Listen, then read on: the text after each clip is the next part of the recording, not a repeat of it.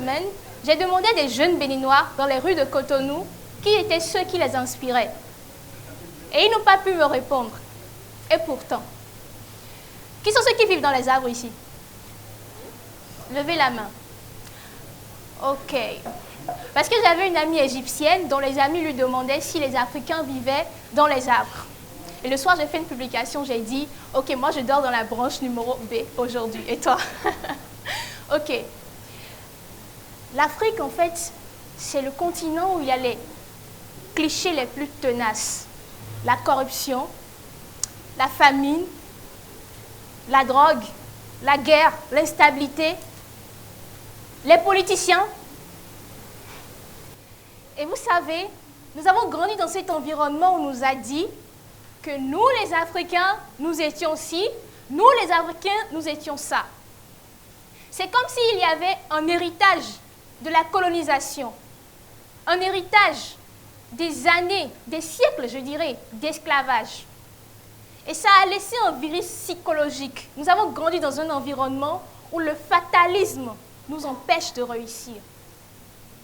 Nous, les Africains, chaque fois que vous entendez quelqu'un dire « nous, les Africains »,« non, les Noirs ne », c'est sûrement pour dire un truc négatif. Et ce n'est pas parce qu'il y a le nœud dedans. Socrate, non, ce n'est pas Socrate, Aristote. Aristote a dit que nous apprenons les vertus pratiques de ceux qui nous entourent. Et de nombreuses études scientifiques ont confirmé cela. Ce que nous sommes, c'est ce que nous voyons, c'est ce que nous lisons et c'est surtout ce que nous côtoyons. Vous savez, les vertus comme être honnête, les vertus comme ne pas voler, les vertus comme être un bon travailleur, ce n'est pas parce qu'on nous a dit qu'il fallait les avoir que nous les avons. Nous les avons tout simplement parce que nous avons vu des gens le faire. Et aussi parce qu'on nous a tapé un peu, mais bon. J'ai envie de vous parler d'inspiration. Lorsque la régie m'a demandé de quoi je voulais parler, j'ai dit que j'allais parler de nez africain. Mais en fait, je veux parler d'inspiration africaine. Vous connaissez le premier homme, enfin, le premier Africain à avoir fait le tour du monde? Non. Qui le connaît? Levez la main. Il s'appelle Ademilola Adudjuri.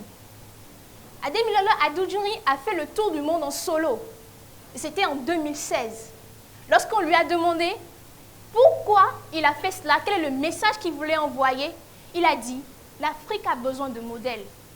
Je rencontre des jeunes enfants, de jeunes Africains qui me disent qu'il est impossible d'être pilote parce qu'ils sont noirs.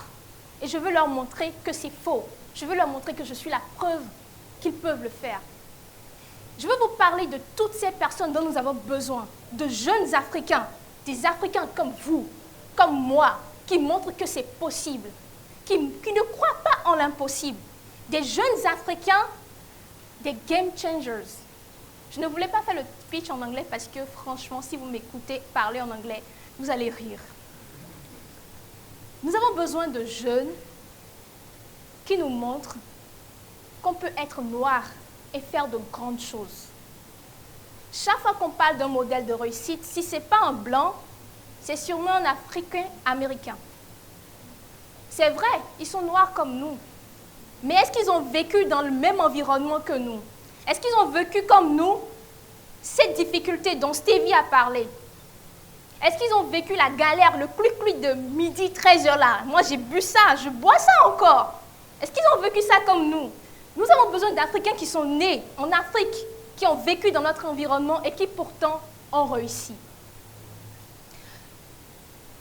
Lorsque Angélique Kidjo a gagné son 3e Grammy Award, Free, s'il vous plaît, elle a dédié cela à la jeunesse africaine, aux jeunes artistes, musiciens africains.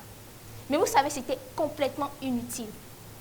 Parce que Angélique Kidjo, de Ouida à New York, Angélique Kidjo, du Bénin, à ce sommet-là, Angélique Kidjo qui réussit à gagner 3 Grammy Awards, c'est un signal fort pour tous les jeunes Africains, pour tous les jeunes musiciens qui ont envie de devenir quelque chose. Et c'est de ça que nous avons besoin, de ces personnes-là, on les appelle des role models. L'Afrique a besoin de modèles. Lorsque j'étais plus jeune, J'avais une obsession. Je voulais à tout prix trouver quelqu'un à qui ressembler. Je disais, mais non, je ne veux pas être Marie-Élise Bédot et tout, elle porte une perruque et moi j'ai des cheveux. Ne lui dites pas ça, s'il vous plaît. Et quand on me dit, je ressemble à mon père, je dis non, je ne veux pas ressembler à mon père n'a pas de cheveux aussi. Et pendant des années, j'ai cherché quelqu'un à qui ressembler. Et depuis 2 ans, je passe mon temps à interviewer des jeunes Africains qui ont de ces histoires-là, qui ont de l'inspiration à donner. Et je me suis rendu compte que eux tous avaient quelque chose à offrir au monde. Ils ont une histoire à raconter. Ils ont un talent à montrer. Et ils ont pris leur passion à bras le corps et ils l'ont fait. Et j'aimerais vous demander à chacun d'entre vous, quel que soit ce que vous aimez faire, quel que soit qui vous êtes, votre sexe, votre race, je m'en fous. Mais qui que vous soyez, faites en sorte d'être une inspiration pour les autres.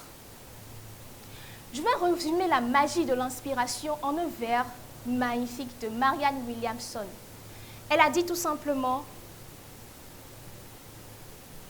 chaque fois que vous vous autorisez à faire briller votre moi, chaque fois que vous vous autorisez à être merveilleux, vous donnez la permission à d'autres d'être pareils.